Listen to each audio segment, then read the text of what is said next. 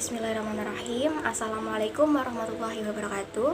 Kami dari kelompok 6 yang beranggotakan ada Argita Nur Puspananda, kemudian yang kedua ada saya sendiri Liana Sari, yang ketiga ada Nurul Anissa, dan yang terakhir ada Widya Putri. Di sini kami akan membahas mengenai komunikasi antar budaya. Sebelum ke pembahasan, kami ingin mengucapkan terima kasih kepada Bapak Ade Irfan Abdurrahman selaku dosen pengampu mata kuliah teori komunikasi. Video ini dibuat untuk memenuhi tugas EKT 2 mata kuliah teori komunikasi. Yang pertama yaitu pengertian komunikasi antar budaya. Komunikasi merupakan suatu proses di mana dua orang atau lebih melakukan pertukaran informasi. Komunikasi adalah proses yang memungkinkan seseorang menyampaikan rangsangan untuk mengubah perilaku orang lain. Budaya yaitu suatu sistem kompleks yang terdiri dari pengetahuan, kepercayaan, seni, moral, hukum, adat istiadat, dan kapabilitas serta perilaku lain yang didapatkan manusia sebagai anggota dari masyarakat. Studi komunikasi antar budaya adalah tentang studi perbedaan budaya yang benar-benar membuat perbedaan. Dalam pertemuan antara budaya, studi komunikasi antar budaya juga tentang bagaimana upaya memperoleh alat konseptual dan keterampilan untuk mengolah perbedaan secara kreatif. Komunikasi dapat berbentuk verbal dan nonverbal. Verbal merupakan komunikasi yang dilakukan dengan bahasa lisan berupa kata-kata, sedangkan komunikasi nonverbal merupakan komunikasi menggunakan gerak-gerik tubuh atau menunjukkan sikap tertentu. Misalnya, tersenyum, menggelengkan kepala, dan mengangkat bahu. Selanjutnya yaitu sejarah komunikasi antar budaya. Ketika memasuki abad ke-21, ada hal penting yang kita sadari, bahwa kita perlu meningkatkan pemahaman kita tentang sekelompok orang dari beragam macam agama dan budaya. Saat berinteraksi dengan mereka, selalu muncul kemungkinan kesalahpahaman antar pribadi. Dengan perubahan cepat dalam ekonomi global, teknologi, transportasi, dan kebijakan imigrasi, dunia menjadi komunitas kecil yang saling bersinggungan. Kita berada dalam peningkatan kontak dengan sekelompok orang yang secara budaya berbeda dan bekerja berdampingan dengan mereka. Kontak antar budaya dapat terjadi di tempat kerja dengan rekan kerja yang memiliki keragaman kelas, keyakinan budaya yang berbeda, nilai-nilai, dan gaya komunikasi untuk mencapai komunikasi antar budaya yang efektif. Selanjutnya yaitu fungsi komunikasi antar budaya. Fungsi pribadi komunikasi antar budaya adalah fungsi-fungsi komunikasi antar budaya yang ditunjukkan melalui perilaku komunikasi yang bersumber dari seorang individu. Yang pertama, menyatakan identitas sosial. Dalam proses komunikasi antar budaya, terdapat beberapa perilaku komunikasi individu yang digunakan untuk menyatakan identitas sosial. Perilaku itu dinyatakan melalui tindakan bahasa, baik secara verbal dan nonverbal. Dari perilaku berbahasa, itulah dapat diketahui identitas dari maupun sosial. Misalnya dapat diketahui asal-usul bangsa, agama, maupun tingkat pendidikan seseorang. Selanjutnya menyatakan integrasi sosial. Inti konsep integrasi sosial adalah menerima kesatuan dan persatuan antar pribadi, antar kelompok, namun tetap mengakui perbedaan-perbedaan yang dimiliki oleh setiap unsur. Perlu dipahami bahwa salah satu tujuan komunikasi adalah memberikan makna yang sama atas pesan yang dibagi antara komunikator dan komunikan. Dalam kasus komunikasi antar budaya yang melibatkan perbedaan budaya antar komunikator dan dengan komunikan, maka interaksi sosial merupakan tujuan utama komunikasi. Selanjutnya, menambah pengetahuan. Seringkali komunikasi antar budaya menambah pengetahuan bersama dan saling mempelajari kebudayaan masing-masing. Baik, selanjutnya di sini ada etnosentrisme dan stereotip. Etnosentrisme adalah kecenderungan untuk menilai semua kelompok lain menurut standar, perilaku, dan kebiasaan menurut kelompok sendiri. Dan stereotip memberikan berbagai macam atribut yang digenerasikan kepada seorang individu atas dasar keanggotaan individu tersebut dalam satu kelompok budaya atau kelompok tertentu. Untuk menentukan rasa hormat pada orang lain dan untuk berkomunikasi secara efektif dalam bisnis, maka kita gunakan cara pandang yang lebih positif, yaitu pluralisme budaya. Pluralisme budaya adalah suatu praktek yang menerima berbagai budaya sebagaimana adanya untuk menghindari etnosentrisme dan stereotip. Beberapa kebiasaan kecil yang biasanya kita lakukan, misalnya hindari membuat asumsi. Jangan mengasumsikan bahwa orang-orang lain akan bertindak dengan menggunakan cara yang sama dengan Anda. Hindari menghakimi. Bila seseorang melakukan cara yang berbeda dengan Anda, jangan menyimpulkan bahwa mereka melakukan kesalahan. Dan ada akui adanya pendekatan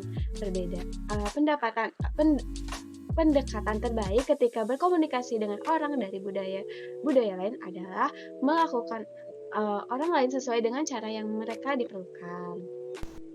Asumsi dasar komunikasi antar budaya. Komunikasi antar budaya dimulai dengan anggapan dasar bahwa ada perbedaan persepsi antara komunikator dan komunikan. Asumsi ini menjelaskan bahwa perbedaan persepsi dalam komunikasi antar budaya merupakan pembeda terhadap norma maupun pola pikir budaya yang ada dalam sebuah sistem budaya. Dalam komunikasi antar budaya, terkadang isi serta relasi antar pribadi, antar proses, interaksi yang terjadi antar budaya sebenarnya bersumber atau berasal dari hubungan sosial budaya yang melakukan komunikasi. Ada gaya personal mengaruhi komunikasi antar pribadi. Asumsi ini menegaskan bahwa gaya komunikasi seseorang memengaruhi proses komunikasi antar pribadi. Ada komunikasi antar budaya bertujuan mengurangi tingkat ketidakpastian, penyampaian dan penerimaan pesan. Dalam komunikasi antar budaya diharapkan bisa mengurangi tingkat ketidakpastian serta kesalahpahaman. Ada komunikasi berpusat pada kebudayaan. Pada dasarnya komunikasi merupakan bagian dari kebudayaan, begitu pula kebudayaan yang juga menjadikan bagian dari komunikasi. Dan yang terakhir, ada efektivitas antar budaya merupakan tujuan komunikasi antar budaya. Asumsi ini menyatakan bahwa proses pertukaran informasi antar budaya merupakan salah satu cara mencapai efektivitas antar budaya selama proses komunikasi berjalan baik, lancar, dan efektif. Selanjutnya ada budaya berkonteks tinggi. Yang pertama, orang kurang mengandalkan komunikasi verbal, menggunakan ungkapan tidak langsung dan metafora. Yang kedua, aturan dalam kehidupan sehari-hari jarang dinyatakan secara eksplisit. Yang ketiga, peran utama komunikasi adalah membangun hubungan, bukannya bertukar informasi. Nah, selanjutnya itu ada hubungan komunikasi dan komunikasi budaya. Yang pertama, komunikasi dan budaya saling mempengaruhi satu sama lain. Budaya dipengaruhi oleh komunikasi dan sebaliknya komunikasi juga terpengaruh oleh budaya. Contohnya, ketika orang Jawa berkomunikasi dengan orang Batak, logat orang Jawa lebih halus dan orang Batak cenderung lebih keras. Yang kedua, komunikasi sebagai alat untuk memperkenalkan ke ranah yang lebih luas. Dengan ini, suatu kebudayaan dapat dikenal oleh masyarakat lain yang berbeda budaya. Yang ketiga, komunikasi sebagai alat untuk melestarikan suatu kebudayaan. Banyak budaya yang punah dan menghilang karena kurang dikenal sehingga warga tidak sanggup beradaptasi. Dengan begitu, akan lebih banyak orang yang mengenal dan tertarik mempelajarinya. Ada juga nih hambatan-hambatan komunikasi antar budaya. Yang pertama, mengabaikan perbedaan antara seseorang dan kelompok secara kultural yang berbeda. Yang kedua, mengabaikan perbedaan antara kelompok kultural dan yang berbeda. Yang ketiga, mengabaikan perbedaan dalam makna atau arti.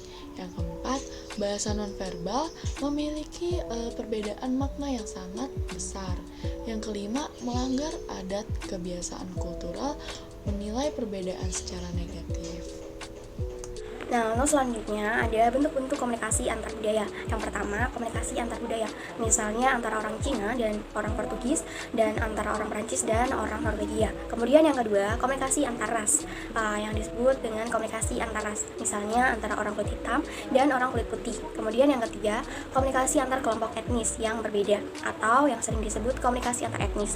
Misalnya antara orang Amerika keturunan Italia dengan orang Amerika keturunan Jerman. Kemudian yang keempat, komunikasi antar kelompok agama yang berbeda, misalnya antara orang Katolik Roma dengan Buddha, atau antara orang Islam dengan orang Yahudi.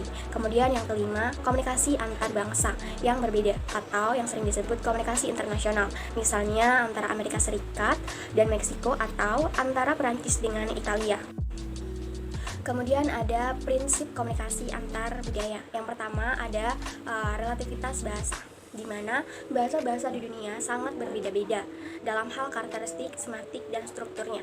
Tampaknya masuk akal untuk mengatakan bahwa orang yang menggunakan bahasa yang berbeda juga akan berbeda dengan cara mereka memandang dan berpikir tentang dunia.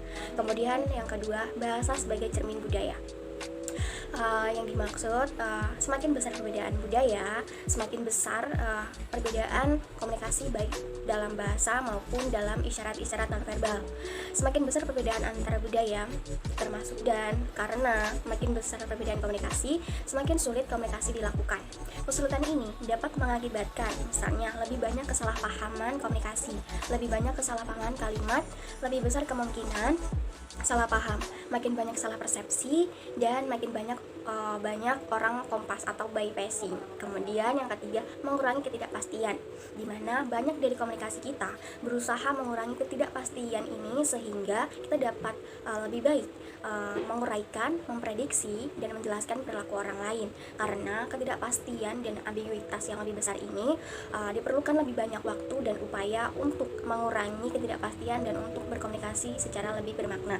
Kemudian yang keempat ada kesadaran diri dan perbedaan antar budaya, di mana ini mempunyai konsekuensi positif dan negatif.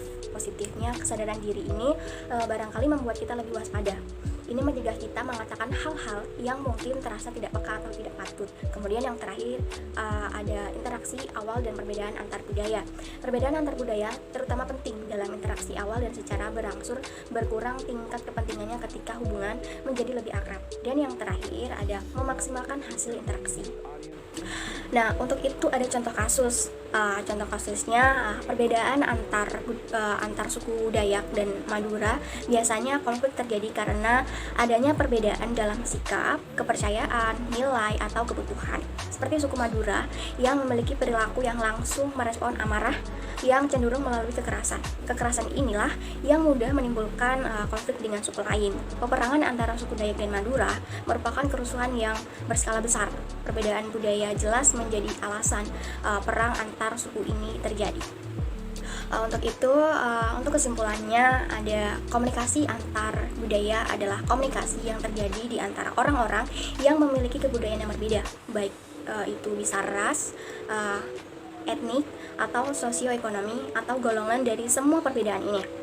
Kebudayaan adalah cara hidup yang berkembang dan dianut oleh sekelompok orang serta berlangsung dari generasi ke generasi.